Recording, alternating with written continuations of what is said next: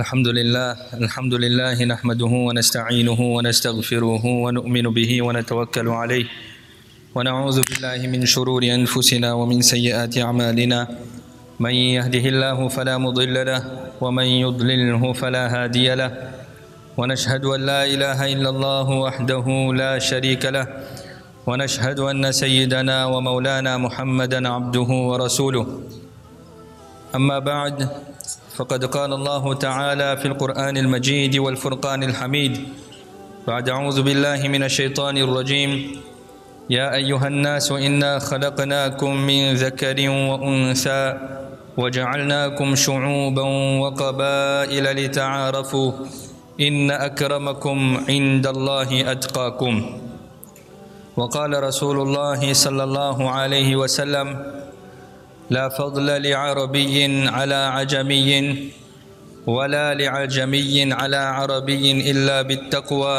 أو كما قال عليه الصلاة والسلام. Prezados, respeitosos irmãos, assalamu alaikum wa rahmatullahi wa barakatuh.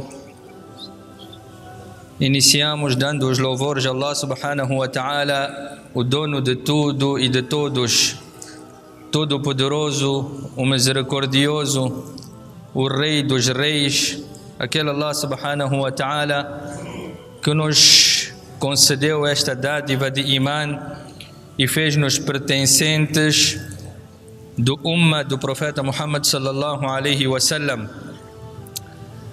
Prezados, respeitosos irmãos, o versículo que eu recitei, Allah subhanahu wa ta'ala fala sobre um dos objetivos da criação e da diversificação dentro da sua criação. Allah subhanahu wa ta'ala criou-nos todos diferentes uns dos outros. Lembro-me perfeitamente do Alim, ele ter dito que nós admiramos quando vemos um gêmeo. E nós dissemos que, olha, veja lá como Allah subhanahu wa ta'ala fez eles tão parecidos, tão idênticos, tão semelhantes. E ficamos admirados quando a gente vê gêmeos. Mas ele diz que isto não é nada de admirar. Fazer uma réplica, fazer algo igual, não é uma coisa de admirar. O que é de admirar é Allah subhanahu wa ta'ala ter criado milhares e milhares de seres humanos, desde o primeiro homem até as datas de hoje e até o Qiyamah, todos eles diferentes uns dos outros. Isso é que é algo de admirar. E Allah subhanahu wa ta'ala diz no Quran, no Suratul Qiyamah, Bala qadirina ala an nusawwiya banana. Se nós formos a reparar nos nossos dedos, este gráfico que existe, esta impressão digital que existe de cada um de nós é diferente. Por isso é que até nos dias de hoje, em alguns documentos, além da assinatura, eles exigem a impressão digital, porque de ninguém é igual. Todos são diferentes. E Allah subhanahu wa ta'ala diz: nós temos o poder de criar tudo isto também de um único desenho. Se a gente quiser unificar e fazer a impressão de todos uma única, a gente tem esta capacidade. Mas Allah subhanahu wa ta'ala fez de todos diferentes. E Allah ta'ala diz no Quran: وَمِنْ آيَاتِهِ ومن آياته أن خلق لكم من أنفسكم أزواجا لتسكنوا.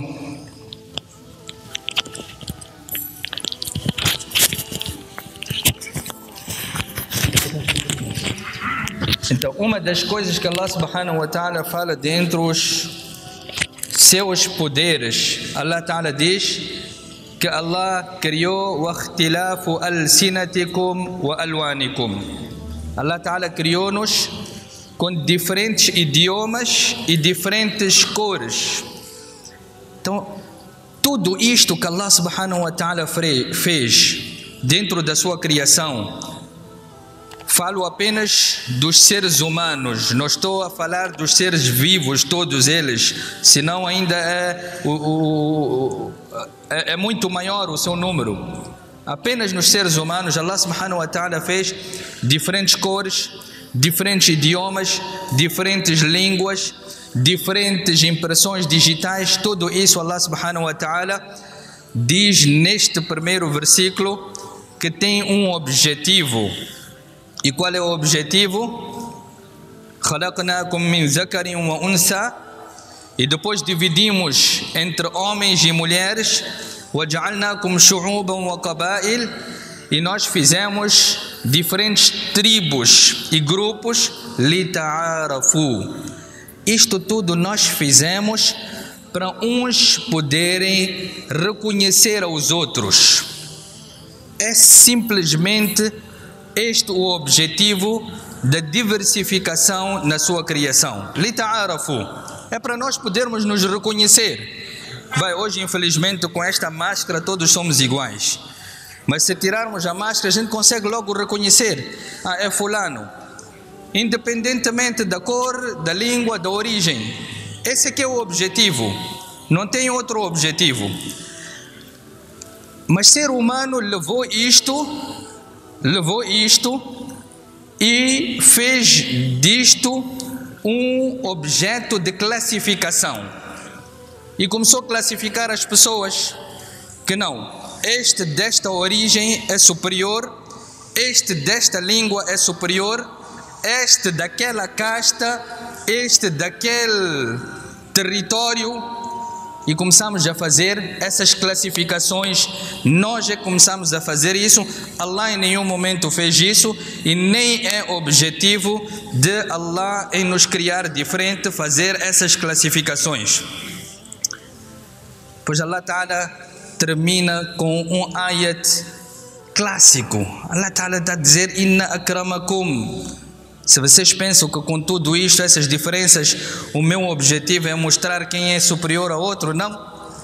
Inna akramakum indallahi atqakum. Perante mim, o melhor de vós é aquele que tem mais taqwa. Wa taqwa hahuna. E ninguém tem capacidade de entrar no íntimo do outro e ver quem é que tem mais taqwa. Só Allah é que sabe. Só Allah é que sabe. Se eu tenho mais, você tem mais, quem tem mais, perante Allah o melhor é aquele que tem mais taqwa. Prezados respeitosos irmãos, nós estamos a viver momentos de turbulências em todos os aspectos. E quanto mais nos distanciamos da era dourada do profeta alaihi salatu wassalam, dos sahabas, dos tabi'in, até aí as coisas estavam muito bem salvaguardadas religiosamente. Depois começou a cair pouco a pouco. Então, quanto mais nos distanciamos daquela era e nos aproximamos do último dia, as coisas vão ser sempre piores. Não digo que este é o pior dos testes. Cada momento, cada época, o teste que Allah enviou para eles foi difícil. Eu costumo dar exemplos. Que há uns 20 anos atrás, quando roubavam telemóvel, era uma grande coisa. Hoje, se roubaram um telemóvel, você nem vale a pena argumentar, dizer que roubaram um telemóvel. Fica-te feio, bai. Isto aqui é uma coisa muito insignificante, é uma coisa muito normal, muito pequena. Só para cada momento, as dificuldades também diferem. Então, houve tempos que a dificuldade deles, se a gente fazer leitura hoje, para nós, aquilo não era nada, pá. Mas para eles já era muito. Hoje o que nós estamos a enfrentar para nós é muito, mas talvez daqui a 100 anos vamos dizer, o que era aquilo de raptos, não era nada. No din também nós estamos a sofrer a mesma coisa. Cada dia nós estamos a sofrer piores ataques, fitnas, testes por parte de Allah subhanahu wa ta'ala. tudo para arrancar este imã, este din que Allah subhanahu wa ta'ala nos concedeu. O que nós estamos a assistir hoje, prezados respeitosos irmãos, apesar do avanço científico, tecnológico, que nos tempos não havia, mas nos tempos havia valores e as pessoas tinham comunicação entre eles, as pessoas tinham amor, muhabbat entre elas, sem esse todo o avanço científico. Hoje não temos. Hoje temos tudo, temos todos os meios de alta ponta para nos comunicarmos, mas infelizmente já não nos comunicamos como antigamente. Tudo tem restrição, tudo tem restrição. Você é capaz de encontrar com um seu familiar ou amigo que nos tempos encontrava diariamente, hoje você encontra depois de 6 meses, depois de 1 ano.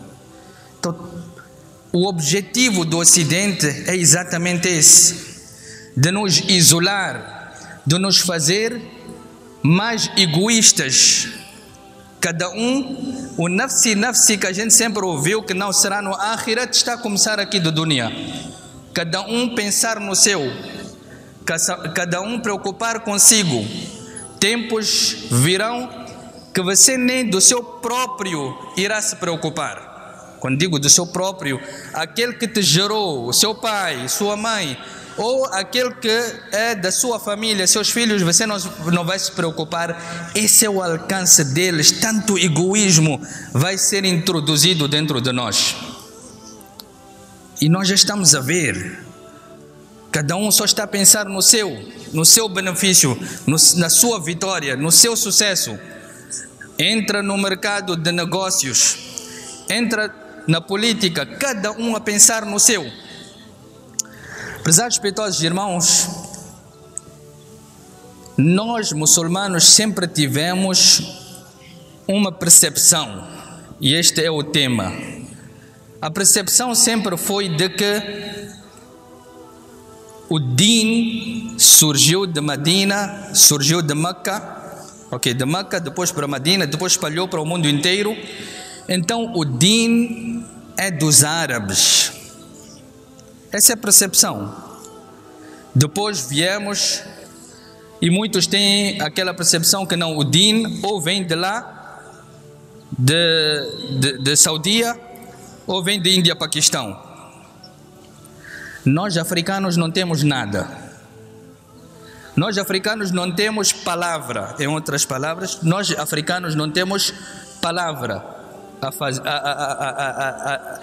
Não temos uma contribuição para o din. E isso mesmo na economia, etc. Os africanos sempre são deixados para trás.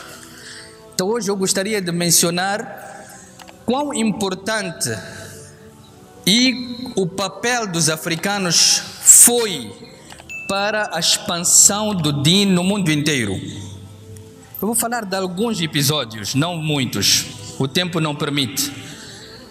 Mas isto é importante porque nós, enquanto caminhamos para esta vida de egoísmo e de falta de comunicação, onde cada um agora está preocupado consigo, é importante nós levarmos esta mensagem de eu como africano, descendente da África, eu tenho uma palavra e uma contribuição a fazer para este din. Nós temos que deixar aquela mentalidade de tudo é importação. Tudo é importação. Quando se trata de ulama, é importado. Quando se trata de hufaz, era importado, ainda é importado. Quando se trata de qualquer coisa, é importação. Deixamos de fabricar o nosso próprio produto porque ficamos com aquela percepção que não, o din está lá, o din está lá, o din aqui não existe. Dos primeiros a entrar no Kaaba após a conquista de Fath Makkah foi um africano. A primeira mártir no Islã foi uma mulher africana. O jovem que o profeta Muhammad sallallahu alaihi wasallam considerou como seu filho foi um africano. A mulher que o profeta sallallahu alaihi wasallam chamou a ela da sua mãe foi uma mulher africana. O primeiro muazzin do Islã foi um senhor africano. E nós dissemos que não, o Islã está lá, é deles. Eu não quero entrar nos detalhes do que está a acontecer na Saudia.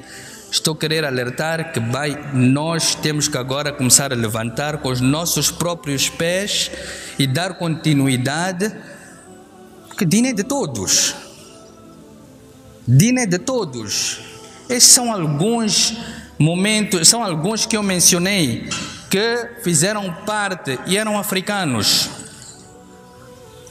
Quando o profeta sallallahu alaihi wasallam conquistou Meca e 3 pessoas entraram, o próprio Nabi sallallahu alaihi wasallam entrou, Uthman radiallahu anhu e Bilal radiallahu anhu teve este privilégio de entrar no Kaaba.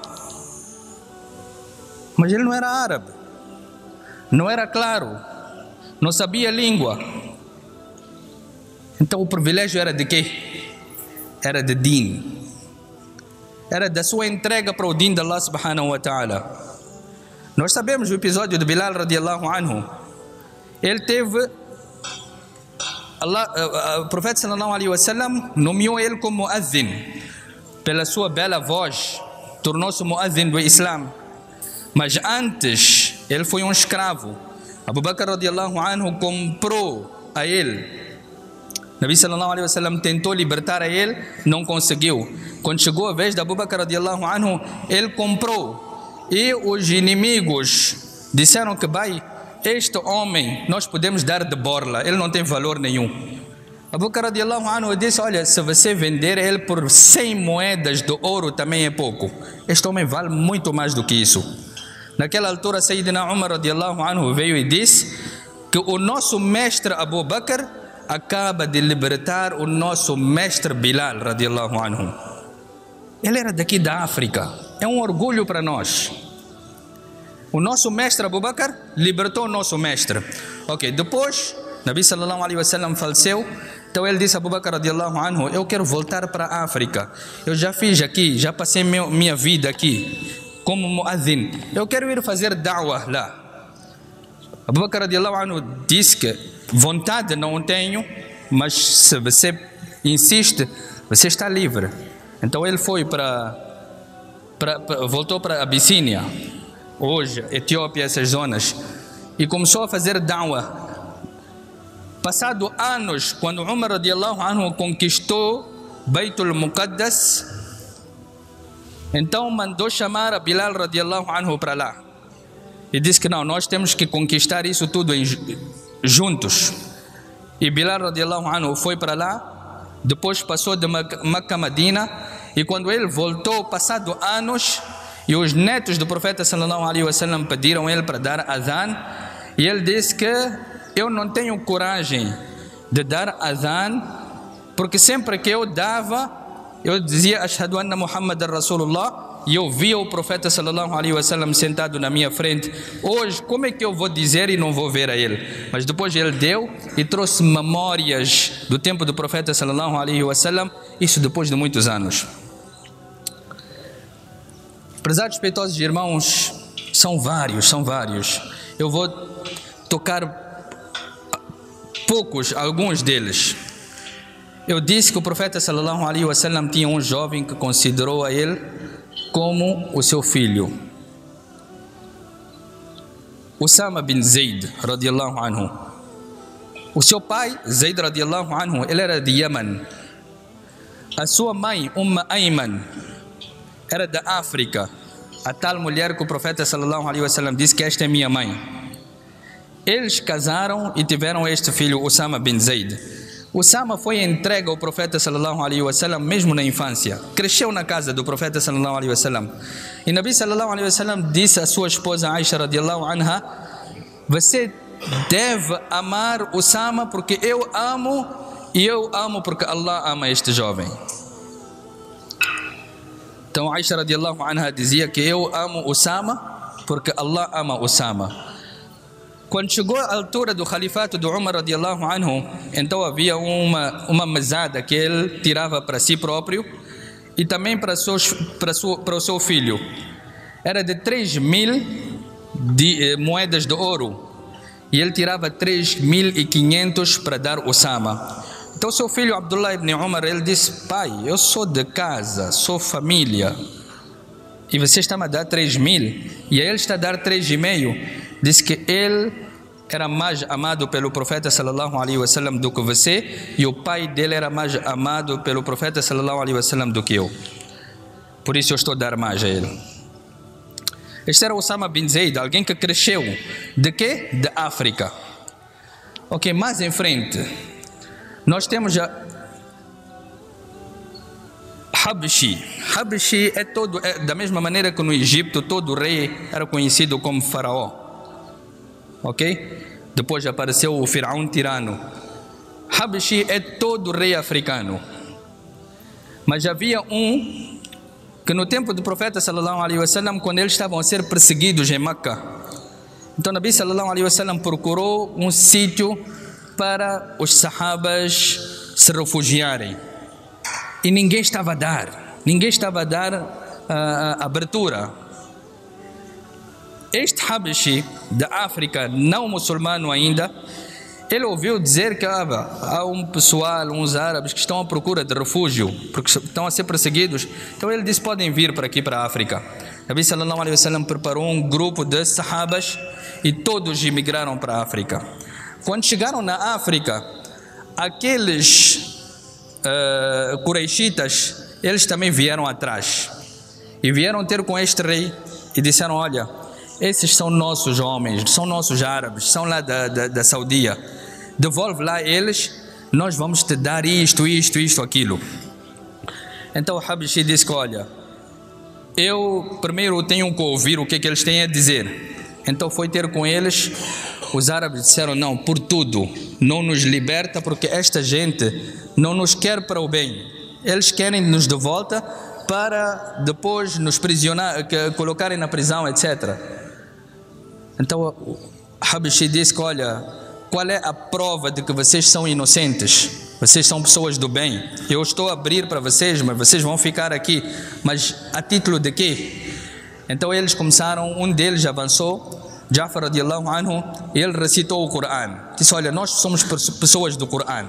E começou a recitar وَإِذَا سَمِعُوا مَا أُنزِلَ إِلَى الرَّسُولِ, onde Allah fala sobre Maryam, sobre Isa alayhi salatu wassalam.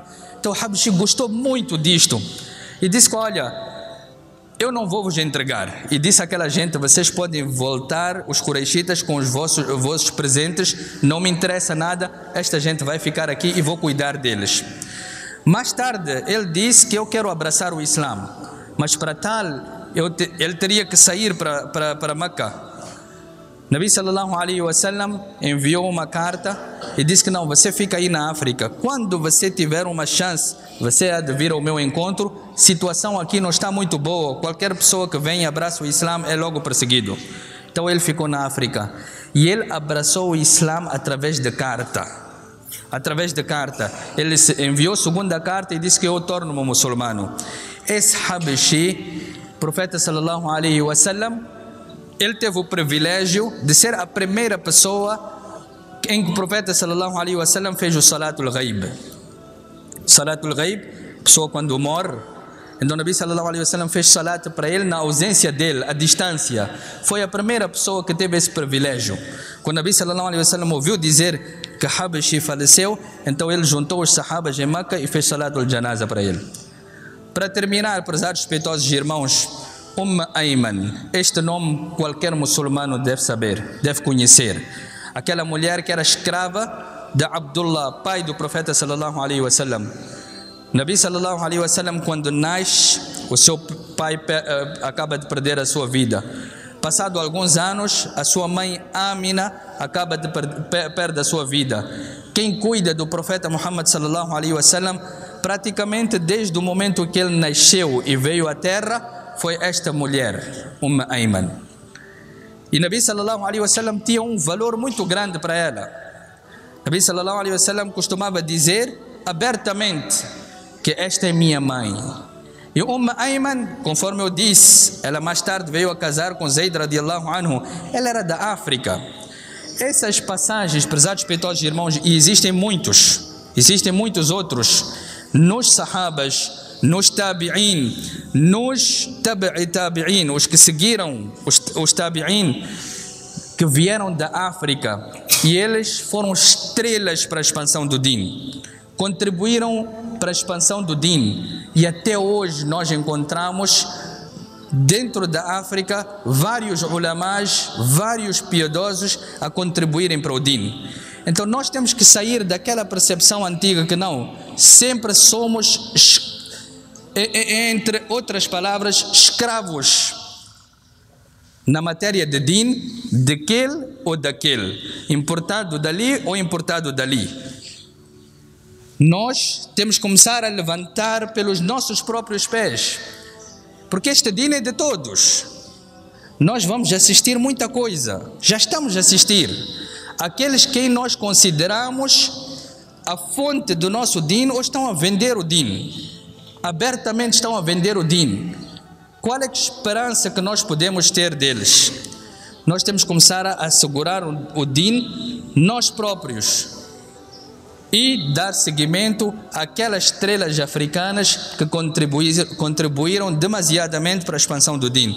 Que Allah subhanahu wa ta'ala dê-nos tawfiq. Inshallah, numa outra oportunidade podemos mencionar outros, são vários que passaram deste continente e que fizeram grandes trabalhos para a expansão do din. Wa akhiru da'wana alhamdulillahi rabbil alamin.